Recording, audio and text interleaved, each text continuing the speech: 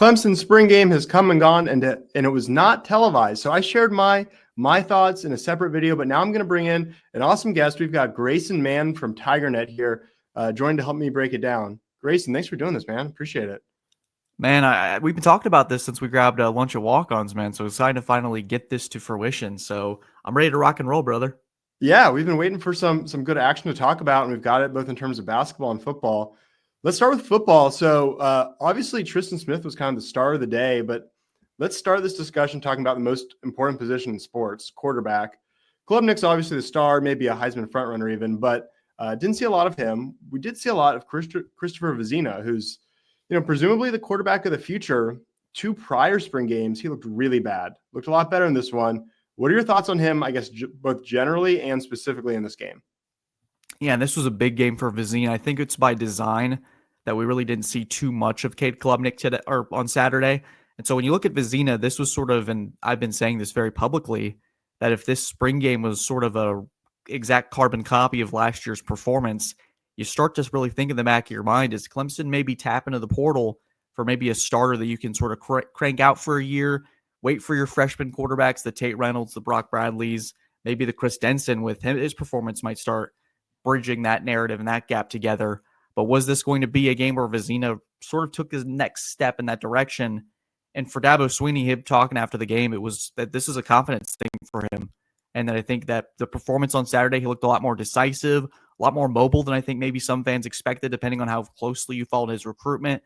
Certainly flashed a lot of ability, and I think made some better throws. I mean, when you compare the spring game from last year to this Saturday, it's miles different, which I think is a good sign for Clemson fans moving forward. I do think he was kind of overshadowed, though, by Chris Denson, which I'm sure we'll talk about in a second, but I think it was a good day for Vizzina in terms of where he's at in his development, and potentially for 26, where there's a large question mark on who's going to be QB1 entering next fall.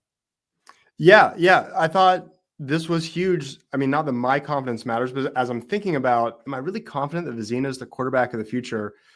Prior to Saturday, I don't know that I would have said yes, but it kind of changed my mind to see it. It looked like, and this is a cliche, but it looked like the game slowed down for him. He was making better reads, accurate passes. And then, of course, you mentioned his athleticism. And I noticed that in the prior spring games. The one thing that he didn't struggle with is, despite being kind of big and built like, more of a Drew Bledsoe guy, he's pretty speedy. And he had a great little 10 it was only 10 yards, but it was through the middle, off to the side, all over the place. He looked really athletic. How big a part of his game is that?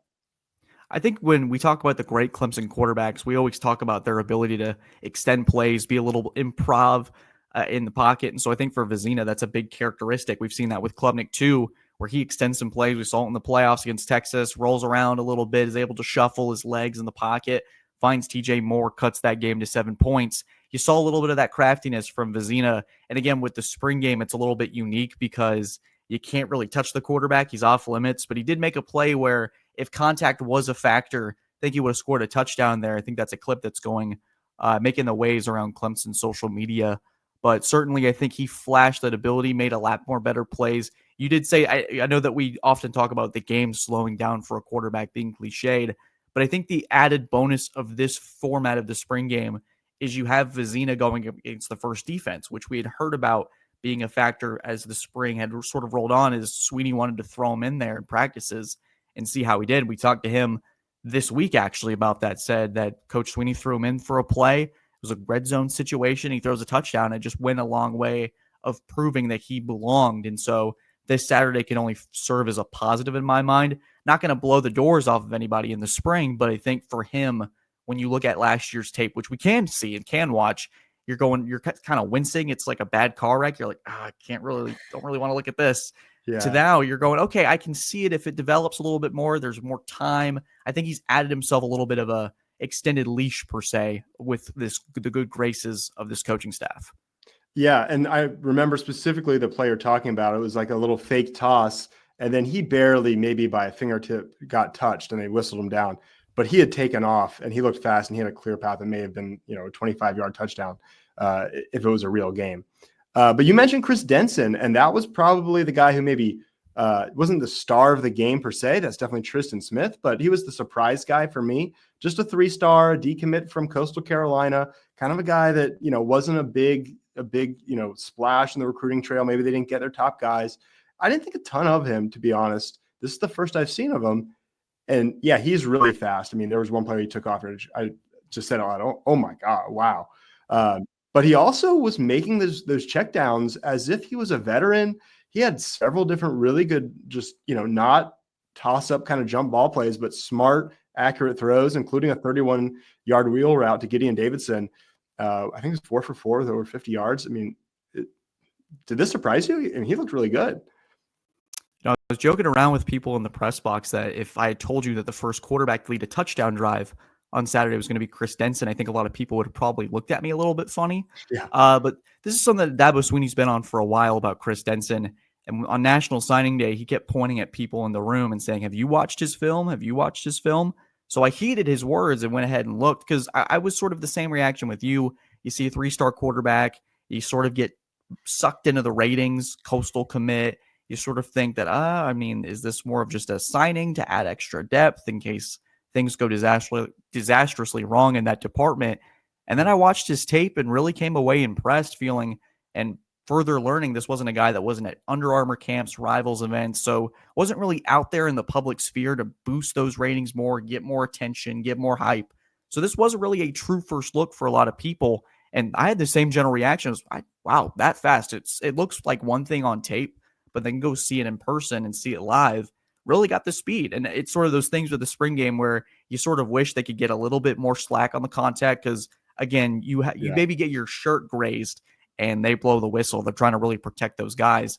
But that throw to Gideon Davidson, that wheel route, a lot of touch in stride and making a lot of the right decisions. Maybe he doesn't have, besides the wheel route, some of the more sexier plays in terms of his arm, but it's the right plays. It's sort of the plays that a 3 or 4 year veteran is making. Right, and for him, who's been on campus for maybe 6 weeks, that's probably generous. Learning this offense, being able to practice out there, came away very impressed.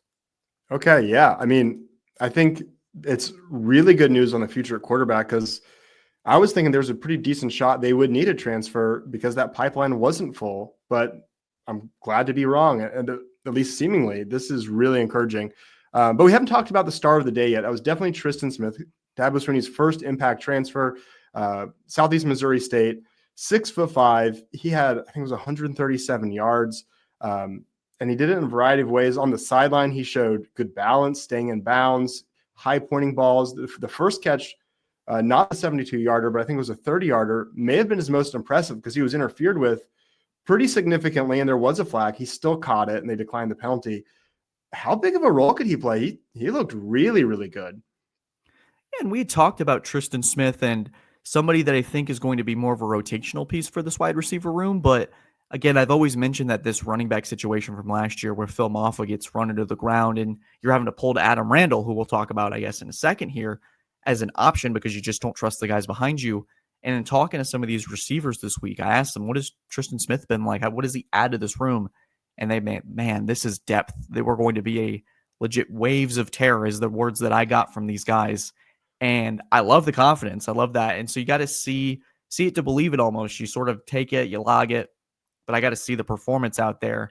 And the first catch, the over-the-shoulder ball from Vizzina, another good throw from 17 that day. But the two highlight grabs that a lot of people are going to be grabbing from social media is those sideline catches using that big catch radius that he has. It sort of reminds me body type-wise, and I got a little pushback from this just because you're comparing the FCS transfer to Mike Williams and T. Higgins gets a little like, whoa. But just in terms of body type, it reminds you of that receiver that turns 50-50 balls into 90-10s, can really go up and grab it. It's a real asset to a quarterback like Cade Klubnik that can have that safety net. Now, do I think he's on the same level as a TJ Moore, Bryant Wesco, Antonio Williams, that first group? No, just with the speed and the possession, the ability that these guys have, it's just a different universe. But for Smith, someone that adds that different level, different type of body type, I think he's going to be a valuable piece. And we got to sort of see the vision, I think, from what the staff saw when they saw him out of Southeastern Missouri. It's going to go, hey, let's take this from SEMO and just apply it to some red zone situations. Maybe we can use him as a sideline guy at sideline or else, where it really strengthens, I think, the margin of error here for someone like Klubnik, where if Tristan's running on a 15 out cut, Cade can really throw it further out to the sideline and say it's Smith or really just an incomplete pass, gives the defensive back no shot there. So I think that Smith's performance on Saturday not only goes a long way for him and his confidence, because that first practice, Ryan, it looked like he was just a little nervous to be there, going from the FCS level to first practice at Clemson. Very understandable, but gets out there and really makes some impact plays. And I think a lot of fans are excited, and rightfully so. Yeah, I remember reading, maybe it was a David Hood article on TigerNet early on about how Tristan Smith, had a few drops, wasn't quite there. Then I heard about Garrett Riley saying he looks so great, and then I see it here, and I've heard that it's been rapid progress as he's gotten comfortable. So, yeah, I think that depth is key. Wide receiver is a position where guys get dinged and perhaps don't play well through it. You need your body to really, sprint and cut really hard. It's a little different than like a lineman.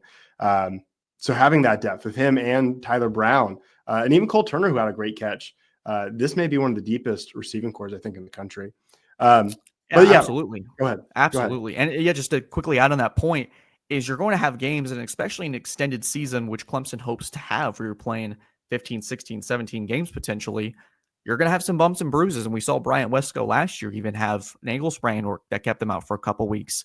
And this is no disrespect here to a team like maybe Wake Forest, but let's say Wesco has another ankle sprain and you need Tristan Smith to come in and play serviceable reps. I don't think the staff is losing sleep. They're like, okay, we have something here. And that's not a disrespect to any team, but you have some reliable players. In addition to bringing Tyler Brown back into the fold, there's a lot to work with this group. I think it's no longer about we're getting those comments and you're just like, okay, yeah, you're just excited about the team. I think there's some legit reason to be excited here. Yeah, I think so too. And it's funny we're talking about this because it's kind of the same thing with quarterback.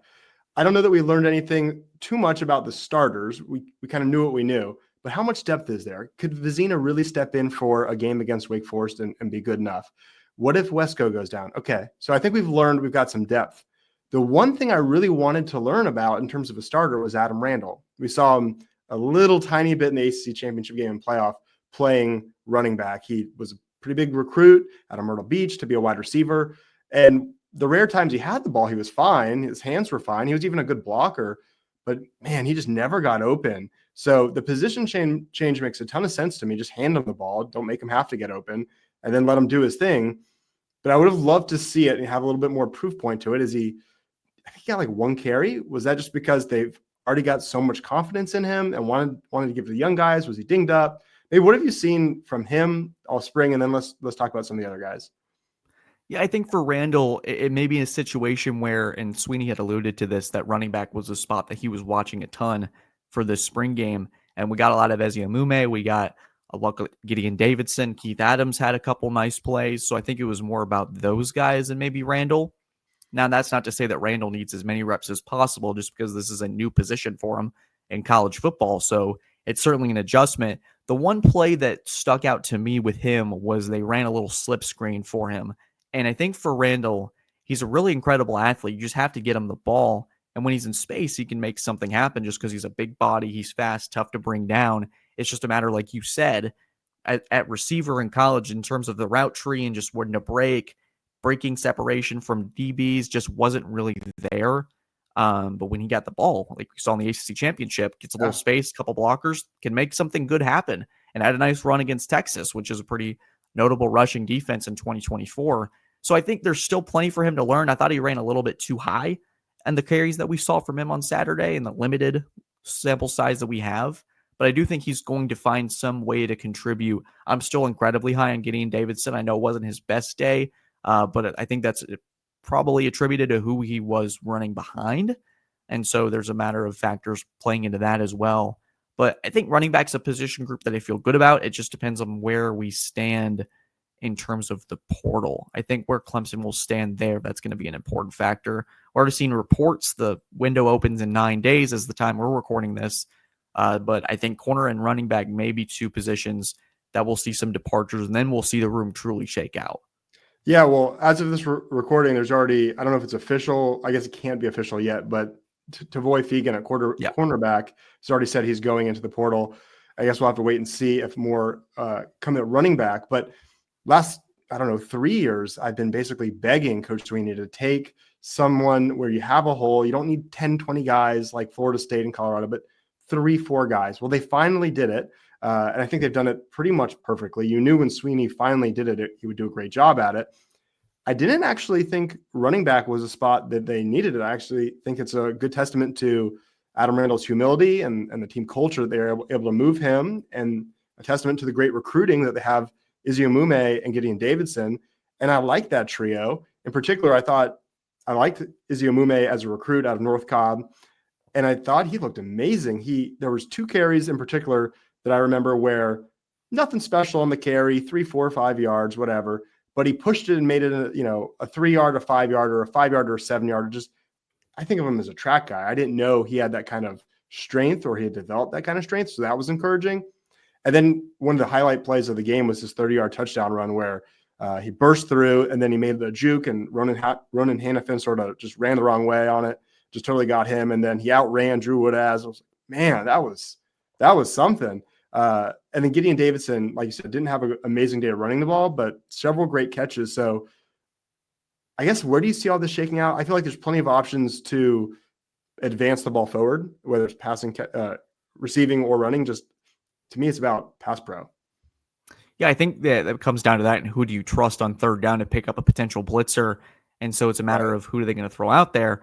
But just to quickly touch on Eziomume, the one thing that stuck out to me for him was the patience at the line of scrimmage, just waiting for, specifically on that touchdown that he had, he waited for that hole on the left side to open up. And it was just that quick second or two of hesitation of, I'm not going to completely jump into this yet. And then when he sees it, he's just gone. He goes, and he has that little speed at the second level that was pretty valuable. So I think he's earned himself a little bit more playing time. And you could see a by committee system this year. We saw a lot of 2-back sets from Garrett Riley this spring. Maybe it's something that you didn't really see last year, obviously, with Phil Maffa being the bell cow back. But this year, with Randall sort of inexperienced at the position, young position guys like Davidson and Eziomume may see more of that, can provide the defense different options. Keith Adams is sort of a guy you throw out there in 2-back sets to just be a bulldozer. Say, hey, you got this linebacker in this set. You're leading the way for Gideon Davidson. Go make things happen. I think there's going to be different ways and really creative instances, I think, for Riley to work with. And it just adds an extra level of dynamism for this offense that I think fans should be excited for. Yeah. And, when the coaching staff spreads the ball around and doesn't get it to the stars, you complain that, oh man, just get the ball to the best player. But then they got it to Phil Maffa as much as they possibly could last year and wore him down. And even just casual fans were like, my goodness, you're just going to kill this poor guy. Get it to someone else. Well, like you said, they clearly didn't trust the depth, as you saw in the championship and the playoff. Now they've got 3 guys, I think, that could really do something. So hopefully we see it, not necessarily a third, but at least a reasonable amount of carry split. So that's something I'm looking forward to. The joke was with Phil Maffa was sort of the all red guy. I don't know how much you've played the new college football game, but when someone's really hurt, they start getting red, orange, yellow, and it's just a guy that's totally red and just says, "Coach, please sub me out. I'm begging you." And that was sort of the running thing with Phil Maffa. But yeah, now they don't have that option, and they don't need to necessarily do that at this point. So depth will be everything. Yeah, that'll be, especially at that position. I love Clemson basketball. I know you do too. Obviously, football is what gets people's attention, but to me, this weird, probably not great for the sport time where basically seemingly every player in college basketball is in the portal except the guys playing national championship games. It's fun. It's wild. You're like, man, our team is terrible. We have nobody. And then all of a sudden you get a star player. It's wild. So let me pull this up. These are the 3 guys who've already committed. I know more to come, but man, I guess let's start first thoughts on seemingly everyone leaving. Some of them supposed to leave as they graduated, but Asa Thomas, Dell Jones, Chauncey Wiggins, Jake Heidbreeder, and Christian Reeves all go into the portal. What was your level of concern as you saw all of that before we landed any of these guys? I think the one that shocked me the most was Dell Jones of that group. And I think in the transfer portal world, there are going to be players that don't have too much of an impact on a roster, and they're going to have people in their ears saying, hey, you can come play at Vanderbilt, you can come play at Kansas State. And these kids just want to play ball. And so I think the level of panic maybe wasn't warranted. I think that also was combined with the fact that they had just came off a disappointing loss to McNeese. And so you have the two items coming together to create this perfect storm of chaos for the program. And so it was a really unsettling couple weeks for the fan base. But I think for Brad Brownell, and I had written about this on TigerNet a few weeks back. Oh man, time flies fast. It was probably in February when I wrote it, that his portal style of recruiting has been sort of a staple as of late for this program.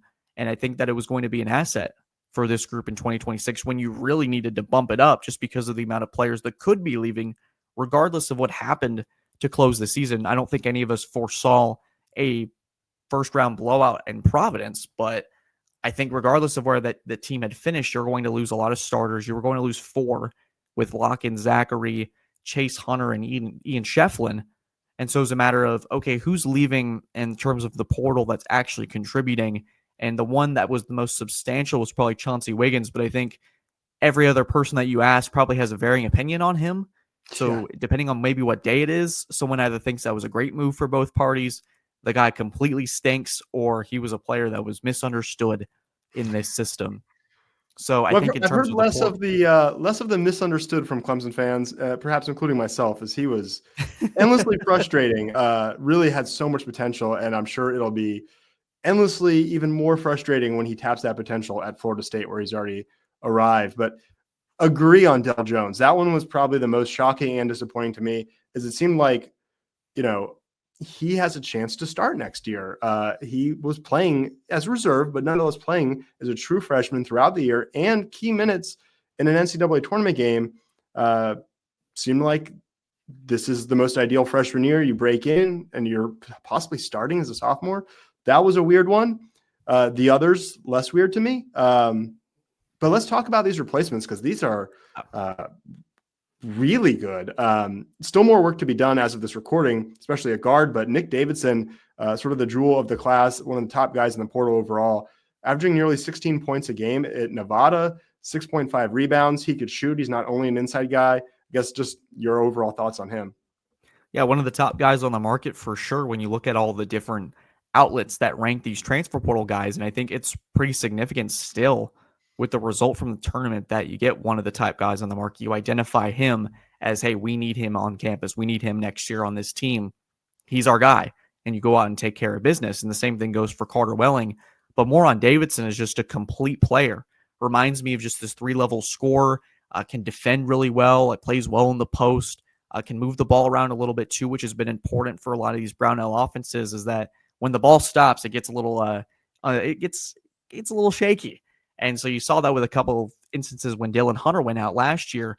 I'm really excited of the pick and roll prospect and how Brownell and Dylan, they can sort of run this offense through Dylan, but use Davidson and Welling as guys that you can not only find in the post, but you can stretch out the defense. You could potentially play 5 out with your front court. And I do believe Clemson should get a true center, but I think you can still roll out Welling and Davidson at the 4 and 5 and find success against certain teams. Maybe not a team like Duke. You may find yourself in a little bit of trouble there, but I do think you've solidified your front court here, especially with the addition of RJ Godfrey coming off the bench, a formula we've seen work. And we've seen Godfrey, he was a big part of Clemson's Elite Eight run. A lot of people forget. He was making some big plays against Alabama, knocked down shots against Baylor to send them to the Sweet 16.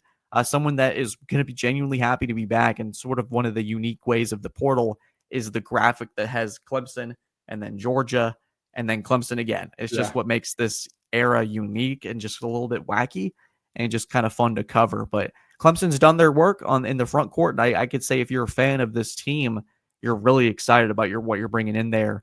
It is going to be, I think, a mix of talent. And then you add some of these freshmen in here, you're starting to see that foundation be built back up. And so you have this panic, and it's that graphic of the, oh my gosh, we're so done, we're so cooked, we're toast. And then at the very end, it says, we are so back. I feel like that's sort of, we're on that scale. So fans are getting close to that last instance. I think they just need to add a couple more pieces for those people to be at that spot, but they're getting close. They're getting close. Yeah. And so Nick Davidson, 6'10", Carter Welling, also 6'10". Carter Welling, not quite as prolific of a scorer. Davidson's a 37% three-point shooter. Carter Welling's 35. You see about 2.5 point difference in their scoring. But Carter Welling was the defensive player of the year in that conference. And based on the film I watched, I would think Davidson's the center. Welling seems a little bit more rangy, I guess you might say, even though he's not a better shooter. But I would see them both being the starters at the 5 and the 4. And then I don't think you want to start Godfrey at small forward just because you want more shooting than that. But if he's coming off the bench, it's really interesting because it felt like he left Clemson to go be a starter at Georgia. He averaged 19 minutes a game there, so not starter minutes. And he actually took a step back in pretty much everything. It was better when at Clemson, just got a little bit more minutes, but not as good at Georgia. So he comes back. I don't know what you expect of him. Maybe 7-4, 8-5, something like that as a sixth man. Is that appropriate expectations for Godfrey? Yeah, I think sixth man and sort of how he was handled in the tournament as a guy that comes stabilize things off the bench. Someone that Brownell really trusted, and we saw that in the tournament 2 years ago, where with PJ Hall, he faced plenty of foul trouble, didn't really play, frankly, that well in their Elite Eight run. Hall would get into trouble, and Brownell had Godfrey come out and really stabilize it. I think Clemson had the best plus minus of their tournament run when Godfrey was on the floor. So he does bring a certain aspect that I think Brownell really likes. And so for Godfrey, he can guard wings, he can guard. He's sort of that weird mix and a hybrid where he's not big enough to play center, but he can still guard the 1 through 5, which is really fascinating just with the athlete that he is. So Clemson's getting a unique breed here. And you mentioned sort of the shooting percentages with Davidson and Welling. I think that Brownell's development of some of these players that came out of the portal, whether it's the Zacharys, the Victor Lockins, I feel like they had their best years at Clemson. And I don't think that maybe that's a point that's going under the radar, but I do think that it wouldn't shock me if Davidson maybe bumps up to an 18 points per game score. Welling is a guy that his 3-point shooting percentage maybe bumps to a 37 or 38. And as we know, each point matters. Clemson almost beat McNeese after only scoring 13 in one half. So every basket makes a difference. So I think overall, I think you have to be satisfied if you're a Tiger fan about the portal work that Brad Brownell has done. And I know positive stuff about Brownell is sort of, I got to throw my hands in the air, but that's one of those hills I'll have to die on for now. Yeah, I think Davidson, as of now, lines up to be sort of the star go-to guy on offense. Carter Welling, a complimentary scorer might not even be fair, but a major scoring piece who's also very, very good on defense. Godfrey, a key sixth man. You got Dylan Hunter, who's the distributor. I don't really think you expect 10-plus points a night from Dylan Hunter, but could he get 8 and 6 assists or 8 and 4 assists or something like that? I think that's reasonable. Maybe Ace Buckner. What about some of these guys? Ace Buckner, Dallas Thomas, Chase Thompson, some of these redshirt freshmen or true freshmen. I mean, are they going to get 2 more starters from the portal, or are they going to need some of these guys to be more than just depth? I do think they're going to have to go get some more starters in the portal. I'm not sure Dallas Thomas physically is quite ready yet, and we're not sure how much Ace Buckner has been able to practice given the just level of injury that he had to start the season. So it's a matter of, it would sort of go out of character, I think, for Brownell. Freshmen coming right in to be serious contributors. There's sort of a rite of passage. This year may be unique given the landscape of the team. So I think that's sort of a we'll wait and see type of scenario. The one that excites me the most is Zach Foster, someone that could come and be a good combo guard for this group. But I think for right now, I think Brownell and this group are actively looking for starters that can come play the 2 and come play the 3. And then whatever comes after that, I don't think would necessarily hurt this roster. Yeah, so I think they almost certainly get at least one guard or wing through the portal to start. Ideally, if they can get 2. And then what I have very little kind of criticism of how Brownell managed things throughout the year last year. The only thing was I wish they had worked in some of those young guys more. And now it seems like they are going to be forced to, which isn't the worst thing in the world. If they could bring in basically 4 starters through the portal and then have all those young guys and develop them as all the key bench guys plus Godfrey, that's a pretty good scenario. And this was awesome. Always fun to have someone passionate about Clemson basketball as I am. Oh yeah, man. Clemson basketball. It's been a fun treat. I haven't missed a home game in 3 years in terms of coverage. So been very exciting to continue to cover this team. Certainly a blessing there. And something you added about maybe these guys are forced to just develop a little further on the court. Sometimes you just got to make your mistakes out there. And that's, I think, a criticism that is pretty fair on his rotation. And I think it more or less is because of the way the net ranking system is applied, where the more you beat the snot out of a team, the better it looks on that stat. And so it's a little bit of a flawed system, and it's unfortunately going to hamper some of the development of these younger guys. This probably isn't an issue that's Clemson specific. I guarantee you there's other teams in the country that have a couple of talented kids sitting on the bench that aren't playing enough minutes, and they're thinking in the back of their minds, shoot, I got to get out of here. And it's just a matter of we got to beat these guys by 30 so we can get that quad 2 win, but we also needed to look really good in comparison to other guys. So a really flawed way with the broken system, and I hate to end the podcast on that note.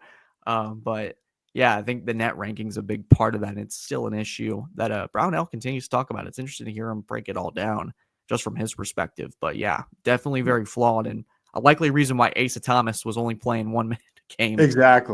Exactly. Yeah, I do love how Brownell will actually call out some of these flaws. Like he said that maybe we played too many ACC games. Maybe we need some non-conference games later in the year, stuff that I've advocated for.